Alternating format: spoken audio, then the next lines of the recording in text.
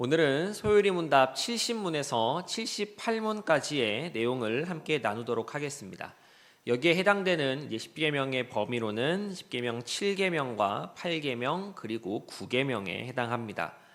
이 10계명의 말씀을 나누기에 앞서서 지난주에 나눴던 5계명과 6계명을 다시금 떠올리면서 복습해 보도록 하겠습니다. 먼저 10계명 5계명은 누구를 공경하라고 하는 것이었죠? 누구를 공경하는 것이었을까요? 내 부모를 공경하라는 것이었습니다. 갑자기 물어보니까 모르시겠죠? 예. 이 소요리 문답은 5계명에서 이 부모라고 하는 개념을 확장하여 윗사람과 아랫사람, 동등한 관계의 사람에 이르기까지 존중하고 사랑해야 할 것을 이야기했습니다. 즉 모든 관계에 있어서 예의를 다하고 도리를 다해야 함을 이루는 것이었지요.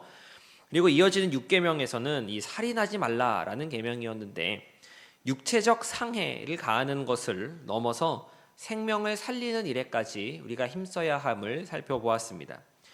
이 10계명, 5계명과 6계명은 모두 이제 이웃과의 관계, 사람 사이의 관계에 대한 이야기로서 이웃을 사랑하라라고 하는 그러한 계명이지만 우리가 그보다 먼저 알아야 하고 또 우리 가운데 먼저 이루어야 할 것은 하나님 사랑이라고 하는 것을 우리는 잊지 말아야 합니다.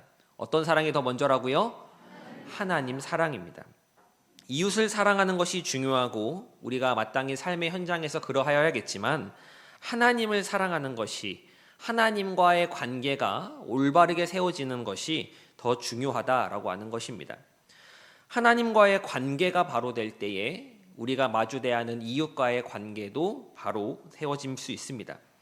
앞으로 나누게 될 계명들에 대해서도 이 하나님 사랑이라고 하는 것에 우리가 관심을 갖고 여기에 초점을 맞추어야 하겠습니다. 오늘은 앞서 말씀드린 것처럼 10계명, 7계명과 8계명 그리고 9계명까지의 내용을 다룹니다. 간음하지 말라, 도둑질하지 말라, 내 이웃에 대해 거짓 증거하지 말라라고 하는 그러한 말씀인데 이 계명들에 대해 소요리 문답은 무엇을 말하고 있는지 함께 살펴보도록 하겠습니다. 우리 교재 146쪽을 펴보도록 하겠습니다. 교재 146쪽입니다. 70문이 되어 있는데 70문부터 72문까지가 10계명 7계명입니다. 70문부터 72문까지가 7계명. 이제 계속 보셔서 좀 익숙해지셨겠지만 먼저 계명을 묻고 그 계명이 요구하는 것과 금지하는 것을 묻는 방식으로 소요리 문답은 진행이 됩니다. 첨가되어 있는 내용이 없다면 한 계명당 3개의 문답이 배정되어 있다라고 그렇게 보시면 되겠습니다. 그래서 70, 71, 72가 이제 7계명이 되는 것이지요. 제가 70문 7계명을 읽겠습니다. 제 7계명은 무엇입니까? 제 7계명은 간음하지 말라입니다. 우리 한 장 넘기셔서 71문 보겠습니다.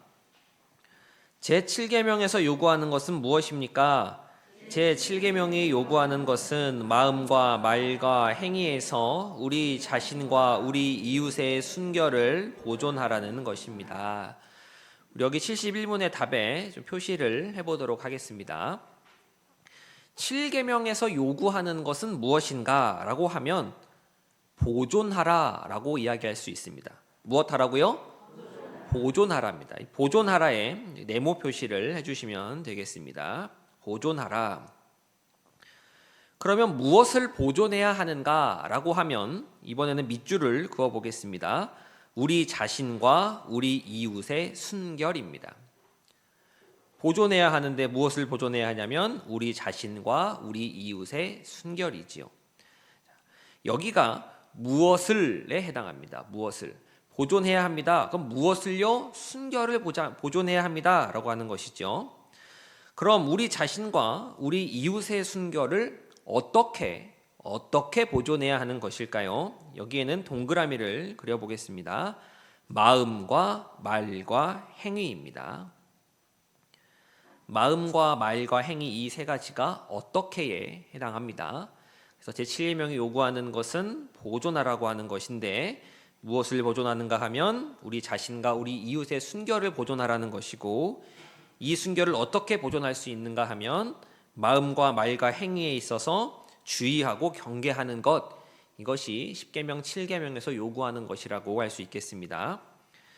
이 71문 답을 보면서 우리가 생각할 수 있는 것은 우리 자신의 순결만이 아니라 우리 이웃의 순결까지도 보존의 항목에 들어간다라고 하는 것입니다. 나만이 아니라 나와 관계된 다른 사람의 순결까지도 포함됩니다.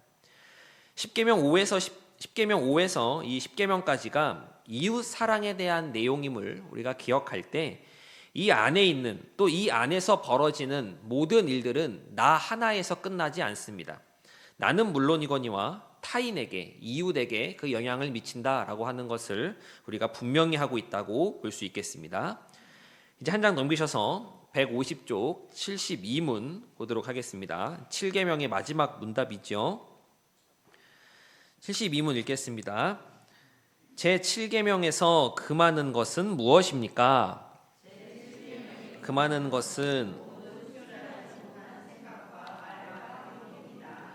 금하는 것은 요구하는 것의 반대입니다. 모든 순결하지 못한 생각과 말과 행동, 여기에 밑줄을 그어주시면 되겠습니다.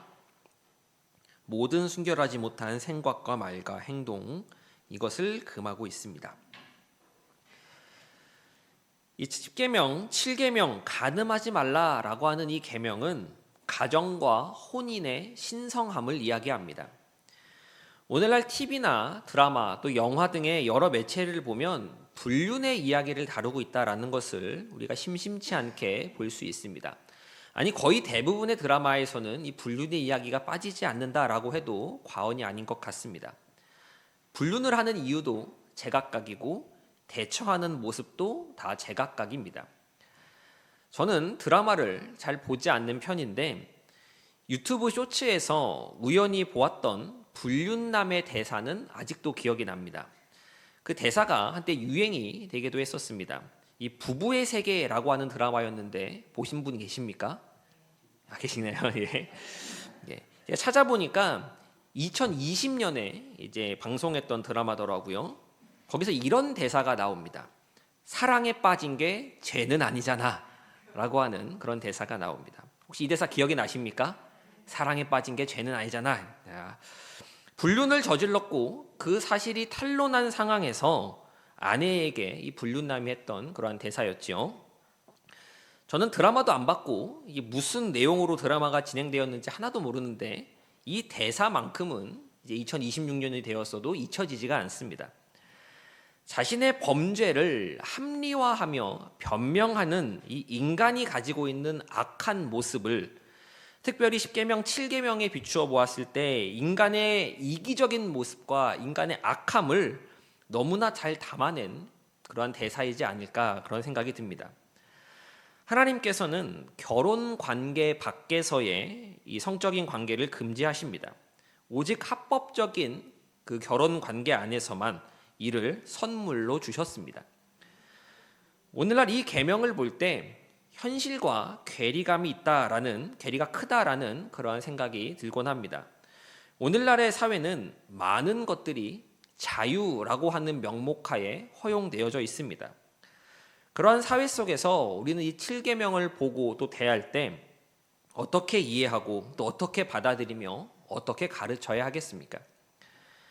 참 문제가 복잡해 보이는데 문제가 복잡해 보일 때는 단순하게 접근하는 것이 해결에 도움이 됩니다. 사람에게 진정한 복은 하나님의 말씀을 지키는 데 있습니다. 아멘이십니까? 성도된 우리는 예수 그리스도를 주님으로 고백하는 우리는 하나님을 두려워하고 말씀에 순종하며 살려고 하는 그러한 몸부림이 있어야 합니다. 세상이 어떻게 돌아가든 세상이 무엇을 허용하든 10계명, 7계명은 하나님의 명령입니다. 하나님의 무엇이라고요? 명령입니다. 우리의 거룩함을 위한 지표이고 살아가며 지켜야 할 규범입니다. 우리 삶에 확고하고도 분명한 기준이 되는 것입니다. 그럼 이를 따르는 것이 맞습니다. 세상이 달라지고 사회가 변화하고 법이 개정되었다라고 할지라도 하나님의 말씀은 변하지 않습니다. 그 말씀을 지키는 것이 우리 인간에게 가장 좋은 것이고 복이 된다는 것을, 우리에게 참된 자유를 준다라고 하는 것을 우리는 기억해야 합니다. 이는 7계명만이 아니라 모든 계명에 대해서도 동일하게 적용되는 원리입니다. 분명한 기준이 없으면 언제든지 시류에 휘말릴 수 있습니다. 남들 다 하는데 당신만 바보야라고 그렇게 휘말릴 수도 있고, 이와 더불어서 분명한 기준이 있더라도, 내가 기준을 가지고 살아간다라고 할지라도 언제든지 그런 유혹 앞에 넘어질 수 있음을 인정하고 조심해야 합니다. 제가 7계명을 준비하면서 담임 목사님께서 7계명에 대해 말씀하셨던 것이 아주 강하게 기억이 났는데, 바로 그 문장이었습니다. 다음은 너야, 다음은 너야 라고 하는 그러한 문장이었습니다. 이 소율이 문답은 이 간음하지 말라라고 하는 이 10계명 계명에 대해서 3개의 문답에 걸쳐서 그렇게 이야기를 하는데, 대요리 문답은 이의 2배인 6개의 문답에 걸쳐서 7계명 간음하지 말라를 해설합니다.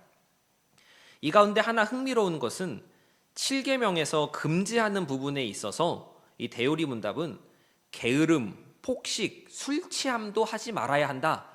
주제는 간음하지 말라라고 하는 것인데, 그 안에 있는 금지의 사항이 게으르게 행동하는 것, 폭식하는 것, 술 취하는 것, 이것도 하지 말라라고 설명한다라는 것입니다. 대요리 문답이 왜 이러한 것들까지 이야기하는가 하면, 이러한 게으름, 폭식, 술 취함 등으로 인해 문란한 행위로 이어질 수 있는 것을 경계하기에 그렇습니다. 이 성의 문제라고 하는 것은 무섭고 집요하기에 애초에 문제가 발생할 수 있을 만한 건덕지를 모두 차단하겠다라고 하는 것입니다. 요셉처럼 뿌리치고 나와야 한다라고 그렇게 이야기하는 것이지요. 그래서 우리는 이를 경계하고 주의해야 합니다. 하나님께서는 성을 통하여 가정제도가 유지되기를 원하셨습니다. 합법적인 결혼 생활 안에서 남자와 여자가 서로 한 몸을 이루어 가기를 바라신 것입니다. 하나님께서는 아담을 지으시고 하와를 지으신 후에 더 이상 인간을 만들지 않으셨습니다. 아담과 하와를 통해 자녀라는 이름으로 인간들이 태어나도록 하셨습니다. 그렇기에 성적인 관계를 맺는다, 간음한다라고 하는 것은 잘못된 것이고, 이 성적인 관계를 맺는다라고 하는 것은 하나님께서 인간에게 맡기신 창조의 행동이다라고 하는 것을 우리가 기억해야 합니다. 무엇의 행동이라고요? 창조의 행동입니다. 육체적인 즐거움을 위해 하는 그런 행위가 아닌 것입니다. 이것이 안전하고 아름답게 이루어질 수 있도록 하나님께서는 결혼한 관계에서만 이를 명령하신 것입니다. 결혼 관계를 통해 이루어진 가정은 그저 사회 계약의 관계에 따른 결과물이 아닙니다. 가정은 천국의 표상입니다. 이 사실을 기억하면서 하나님 말씀을 따르는 것이 우리 인간에게 가장 복임을 기억하는 저와 성도님들의 모습이 되기를 소망합니다. 이제 152쪽을 보도록 하겠습니다. 73문인데 73문부터 75문까지가 10계명 8계명입니다. 73, 74, 75가 이제 세 가지 문답이 10계명 8계명입니다. 표기해 주시고 73문부터 차례대로 보도록 하겠습니다. 제가 73문 읽겠습니다. 제8계명은 무엇입니까? 제8계명은 도둑질하지 말라입니다. 한 장 넘기셔서 74문 보겠습니다. 제8계명이 요구하는 것은 무엇입니까? 제8계명에서 요구하는 것은 합법적인 방법으로 우리 자신들과 다른 사람들의 부와 재산을 얻고 증진시키라는 것입니다. 여기에 간단하게 표시를 해보겠습니다. 8계명에서 요구하는 것은 무엇인가 하면 부와 재산을 얻고 증진시키라는 것입니다. 여기에 네모 표시를 해주세요. 부와 재산을 얻고 증진시키라는 것. 재산을 늘리는 것에 있어서 무척 긍정적인 반응을 이야기한다라고 할 수 있겠습니다. 그런데 부와 재산을 얻고 증진시킴에 있어서 조항이 한 가지 붙습니다. 그 조항에도 네모 표시를 해보겠습니다. 무엇일까요? 합법적인 방법입니다. 합법적인 방법에 네모 표시를 해주시면 되겠습니다. 합법적으로 재산을 늘리는 건 괜찮지만 불법적인 방법은 안 된다라고 하는 것을 정확하게 명시하고 있는 것이라고 이해해 주시면 되겠습니다. 또 한 장 넘기셔서 우리 75문으로 가보겠습니다. 75문 읽겠습니다. 제8계명에서 금하는 것은 무엇입니까? 제8계명에서 금하는 것은 부당하게 저해하거나 저해할 소지가 있는 일입니다. 요구에 이어서 역시 금지를 이야기합니다. 여기에서는 부당하게 저해하거나 저해할 소지가 있는 일, 여기에 밑줄을 한번 그어주시면 좋겠습니다. 부당하게 저해하거나 저해할 소지가 있는 일. 네가 가진 교재로는 이 75문의 번역이 무엇이든지 우리 자신이나 이웃의 부와 재산을 부당하게 저해하거나 저해할 소지가 있는 일이라고 이렇게 표현을 했는데, 이를 좀 다른 표현으로, 좀 다른 번역으로 이야기해 본다면 우리 자신과 이웃의 부와 재산을 불이하게 방해하거나 방해하려는 그 어떤 것을 금지한다라고 그렇게 이해할 수 있습니다. 불이하게 방해하거나 방해하려는 그 어떤 것을 금한다라고 말하는 것이지요. 이 10계명 8계명은 청지기다운 삶을 이야기합니다. 무엇다운 삶을 이야기한다고요? 청지기다운 삶입니다. 우리가 삶을 살아가면서 이 사유재산을 보호하는 원리와 관계된 계명이라고 할 수 있는데, 이 8계명은 하나님께서 우리에게 재산과 부를 맡기셨으니 그 성격과 속성과 용법과 용처에 있어서 모두 거룩해야 할 것을 가르칩니다. 다시요. 하나님께서 우리에게 재산과 부를 주셨으니 그 성격과 속성과 용법과 용처, 사용처가 모두 거룩해야 한다라고 하는 것을 전제하는 계명입니다. 그렇게 8계명은 단순히 남의 재산에 손해를 끼치지 말라라고 하는 것만의 문제가 아닙니다. 잘 벌어야 하고 잘 사용해야 하며 잘 관리해야 한다라고 하는 넓은 의미가 들어있는 것이 바로 이 10계명 8계명입니다. 대우리 문답에서는 이를 조금 더 반영하여 설명을 하는데, 요구하는 것에 있어서 이 8계명이 요구하는 것에 있어서 계약과 거래에 있어서 진실하고 신실하고 공정할 것이라든지 합법적인 직업을 가지며 근면할 것 등을 요구합니다. 그런데 이 대우리 문답에서는 이 8계명을 통해 무엇까지 요구한다라고 말하는가 하면 세상적인 소유에 대해 우리의 판단, 의지, 애정을 절제하는 것까지 말합니다. 우리가 세상 재물들에 있어서 우리의 판단이 그쪽으로 향해 있고 우리의 의지가 돈 버는 거에 혈안이 되어 있고 이 돈에 너무 애정이 쏠리는 것까지도 8계명은 금한다, 도둑질하지 말라라는 계명이 요구하는 바다라고 대우리 문답은 설명하는 것입니다.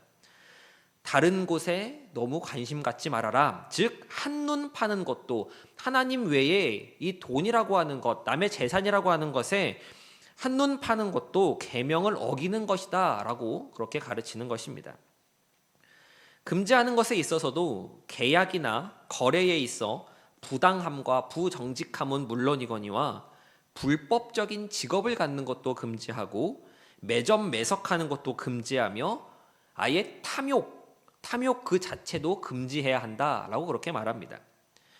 특별히 금지의 항목 가운데 눈길을 끄는 것은 세상 재물을 과도하게 소중히 여기고 사용하는 것, 세상 재물을 얻고 지키고 사용하는 것에 의심이 가득하고 미칠 듯이 주의를 기울이고 연구하는 것, 다른 사람들의 번영을 질투하는 것, 이런 것까지도 도둑질하지 말라라고 하는 계명이 금지하는 것이다 라고 그렇게 이야기합니다. 다루는 범위가 보통 넓은 것이 아닙니다. 그저 남의 주머니에서 뭐 하나 슬쩍했다라고 하는 정도가 아닌 것이지요. 그런데 8계명은 이렇게 개인에게서만 끝나지 않습니다. 집단적, 사회적인 개념으로서도 확장이 될 수 있습니다. 몇 가지만 예를 들어보면, 먼저 공유지를 사유지로 만들기 위해 불이하게 경계표를 옮기는 것이 있습니다. 요즘으로 좀 바꿔서 이야기한다면 공무원이 뇌물을 받고 서류를 조작해 주거나 불법으로 허가를 내주는 일도 10계명, 8계명에 걸린다라고 이야기하는 것이지요. 그리고 토지 매입을 위해 주민을 핍박하는 일도 다룹니다. 재개발을 위해서 용역 깡패를 불러서 사람들을 이제 쫓아내는 그러한 것도 10계명, 8계명에 어긋나는 것이다라고 말하는 것이죠. 또 독점행위, 예컨대 코로나 상황이었을 때 마스크를 독점하고 있다라는 그러한 것도 포함되는 것이고, 국가 간의 불평등한 무역 협정, 얼마 전에 이제 미국 관세 문제가 크게 사회 가운데 대두가 되었었지요. 이렇게 불평등하게 나라 간의 무역을 협정하는 것도 10계명, 8계명에 포함되는 것이다라고 대요리 문답은 이야기합니다. 제가 말씀드리는 게 아니라 오래전에 만들어졌던 이 소요리 문답, 이 웨스트민스터 표준 문서에서 다루고 있다라고 하는 것이지요. 우리는 그저 도둑질하지 말라, 남의 물건에 손대지 말아라 라는 것만이 10계명, 8계명인 줄 알았는데, 이 10계명, 8계명은 소유의 문제, 마음의 문제, 분배의 문제까지를 모두 망라하는 것입니다. 합법적인 직업을 가지고 부지런히 일해서 부를 쌓고 재산을 늘리는 것에 대해서 성경은 긍정적으로 가르칩니다. 그러나 잊지 말아야 하는 것은, 그렇게 내가 재산을 늘릴 수 있었던 것은 내 덕이 아니라 하나님의 은혜이고, 나는 이 땅 가운데 만물의 주인이신 하나님의 청지기로서 이를 지혜롭고 올바르게 사용해야 한다라는 것입니다. 우리가 청지기로서의 삶을 이야기할 때 내가 얼마를 가지고 있는가, 내 주머니에, 내 통장에, 내 계좌에 얼마가 들어있는가라고 하는 것은 전혀 관계가 없습니다. 내가 가난하게 산다라고 하여도 가진 것들을 내 것으로 여기고 움켜쥐고 있으면 그 사람은 청지기로서의 삶을 살지 못하고 있는 것이고, 부하게 살지만 넉넉하게 있지만 이 재물은 내 것이 아니라 주님의 것이며 나는 이를 관리하는 것이다 라고 생각하는 사람은 청지기로서의 삶을 바르게 살고 있는 것입니다. 주님 앞에서 청지기로서 바르게 삶을 살아가는 저와 성도들의 모습이 되기를 소망합니다. 이제 교재 158쪽 보도록 하겠습니다. 76문입니다. 76문부터 78문까지가 9번째 계명입니다. 오늘은 이 78문 9번째 계명까지 합니다. 제가 76문 읽겠습니다. 제9계명은 무엇입니까? 내 이웃에 대하여 거짓 증거하지 말라입니다. 한 장 넘기셔서 77문 보겠습니다. 제9계명에서 요구하는 것은 무엇입니까? 요구하는 것은 사람과 사람 사이의 진실함과 또 우리 자신과 우리 이웃의 명예를 보존하며 증진시키는 것인데, 특히 증언할 때에 그렇게 해야 합니다. 우리 여기에 표시를 해보겠습니다. 9계명은 무엇을 요구하는가라고 하면 보존하며 증진시키는 것을 요구합니다. 보존하며 증진시키는 것. 여기에 네모를 그려주시면 좋겠습니다. 보존하며 증진시키는 것. 그럼 무엇을 보존하고 증진시켜야 하는가? 두 가지를 이야기합니다. 우리 밑줄을 그어보겠습니다. 먼저 사람과 사람 사이의 진실함. 사람과 사람 사이의 진실함. 여기에 밑줄을 그어주시고, 다음으로 우리 자신과 우리 이웃의 명예입니다. 우리 자신과 우리 이웃의 명예. 즉 진실함과 명예를 보존하며 증진시키는 것을 요구하고 있다라고 말씀드릴 수 있을 것 같습니다. 이제 오늘의 마지막인 162쪽 78문 보도록 하겠습니다. 78문 읽겠습니다. 제9계명에서 금하는 것은 무엇입니까? 제9계명에서 금하는 것은 무엇이든지 진실을 왜곡하거나 혹은 우리 자신과 우리 이웃의 명예를 손상시키는 일입니다.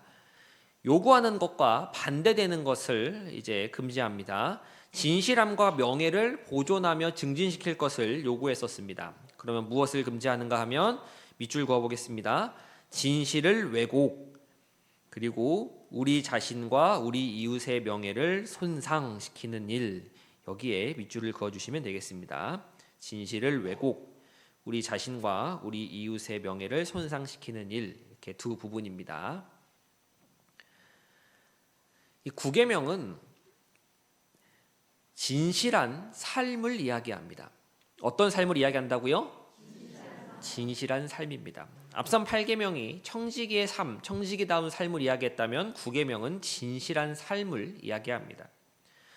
오늘날 거짓말하는 것이나 위증하는 것, 속이는 이러한 모습은 우리 주변에서 흔하게 볼 수 있는 그러한 모습이 되었습니다. 거짓말하지 말아야지, 속이지 말아야지 라고 말하기보다는 적절하게 잘 사용하는 것이 지혜로운 것이라고 말하고 오히려 가르치고 권장하는 기술이 되어버렸습니다. 우리는 어떤 이득을 얻기 위해서는 당연하다듯이 거짓말을 하는 존재입니다. 자신에게 위기가 닥쳤을 때 자신이 처해 있는 이 처지를 극복하려고 거짓말하는 것을 쉽게 용납하는 그러한 존재들인 것입니다. 죄에 물든 인간은 다 그렇습니다. 약하고 연약하고 악하기 때문입니다. 하나님께서는 시대와 장소를 초월하여 변하지 않는 도덕법을 주셨고 이 도덕법에 순종할 것을 요구하십니다. 그래서 우리는 항상 어디에서든 이웃과의 관계에 있어서 진실을 이야기해야 합니다. 우리는 그렇게 살아가야 하는 존재들입니다. 하나님께서는 우리의 악함과 우리의 연약함을 다 알고 계십니다. 지금 제가 말씀드리는 순서를 다시 한번 말씀드리면 우리는 거짓말하는 존재이고 죄로 인해서 그렇게 남을 속이는 것에 너무나 익숙한 사람들이고 그렇게 하지 못하는데 하나님께서는 진실함을 말할 것을 요구하신다라고 하는 것이죠. 하나님께서 우리의 악함과 연약함을 다 알고 계시는데도 말입니다. 그런데도 하나님께서 우리 보고 우리에게 진실할 것을 요구하시는 것은 도와줄 테니 해보라는 것입니다. 우리의 연약함도 아시고 우리의 악함도 아시지만 도와줄 테니 진실을 이야기하여라 라고 하는 것이지요. 하나님의 법이므로 그 법을 따르는 우리들은 잘 안 되어도 힘들어도 그렇게 법을 따라야 합니다. 소요리 문답은 특별히 제9계명의 요구를 말할 때 증언할 때 그러해야 한다라고 하는 것을 추가적으로 명시합니다. 이는 나의 말 한마디로 한 사람의 인생이 뒤바뀔 수 있다라고 하는 것을 이 중요성을 담아 놓는 것입니다. 어떠한 상황에서도 진실을 말해야 하겠지만 상황과 장소에 따라서는 조금 더 주의를 기울여야 할 것입니다. 우리가 거짓말하지 말아야 한다, 거짓 증거하지 말라라는 이 말을 나눌 때, 계명을 나눌 때 꼭 따라오는 마법의 표현이 하나 있습니다. 뭔지 아시겠습니까? 거짓말하지 말라라고 할 때 따라오는 마법의 표현입니다. 바로 선의의 거짓말이라고 하는 말입니다. 선의의 거짓말. 거짓말하면 안 된다고 하는 것을 잘 알면서도 앞에 선의의라고 하는 이 말이 붙으면 좀 해도 괜찮을 것 같은 그런 생각이 들곤 합니다. 그러나 엄연히 이야기해서 선의의 거짓말도 거짓말입니다. 이 선의의 거짓말은 융통성이라고 하는 것과 연결됩니다. 그리고 이 융통성이라고 하는 것은 실용주의의 한 부분이기도 합니다. 실용주의는 그것이 진실인지 거짓인지에 대해서 관심이 없습니다. 다만 그것이 불러일으킬 효과만을 생각합니다. 그리고 그 효과가 크면 클수록 선의의 거짓말은 마땅한 것이고 융통성 있는 것이고 지혜로운 것으로 그렇게 여겨집니다. 그러나 이것은 세상의 생각일 뿐입니다. 우리는 영원하신 하나님께서 주신 영원한 도덕법에 대해 나누고 있습니다. 세월이 조금 흐른다고 변하는 것이 아니고 세상이 달라진다고 해서 이 법이 달라지는 것도 아닙니다. 실용주의적인 생각으로 우리가 판단할 수 없는 영원하고 절대적인 법인 것입니다. 그 분명한 기준 앞에서 다른 것들을 제시할 수는 없습니다. 이 선의의 거짓말이라고 하는 것에 대해 이야기하자면 정말 수많은 내용들을 생각하며 나눠볼 수도 있겠지만 가장 우선적으로 우리는 하나님 말씀에 순종해야 한다라고 하는 것과 하나님께서는 그 어떤 거짓도 원하시지 않는다라고 하는 것을 분명히 기억해야 하겠습니다. 내용을 정리하도록 하겠습니다. 오늘은 소율이 문답 70문에서 78문까지의 내용을 살펴보았습니다. 10계명 7, 8, 9계명으로 간음하지 말라, 도둑질하지 말라, 내 이웃에 대해 거짓 증거하지 말라라는 것에 대한 내용이었습니다. 우리가 이 계명들을 사람과 사람 사이에서 이웃 사랑을 실천하는 측면으로 생각하고 바라보며 대할 수 있겠지만, 그보다 먼저 제가 계속 강조하여 말씀드리는 것처럼 하나님과 나 사이의 관계에서 이 계명들을 생각할 수 있어야 합니다. 이웃을 생각하기 전에 먼저 누구와의 관계를 생각해야 한다고요? 하나님과의 관계입니다. 하나님께서는 이스라엘 백성이 우상을 숭배하는 것을 가리켜서 그들이 간음했다라고 말씀하셨습니다. 하나님께서는 하나님께 바쳐야 할 제물을 그들이 제대로 바치지 못하는 일들에 대해서 너희가 나의 것을 도둑질했다라고 말씀하셨으며, 거짓 선지자들에 대해서는 심판할 것을 말씀하셨습니다. 내 이웃에 대해, 그리고 이웃을 넘어서서 더 넓은 범위에서 이 계명을 보고 지키며 살아가야 하겠지만, 나는 하나님 앞에서 이 계명을 지키고 있는지, 범죄를 저지르고 있지는 않는지 돌이켜 확인해 보아야 하는 것입니다.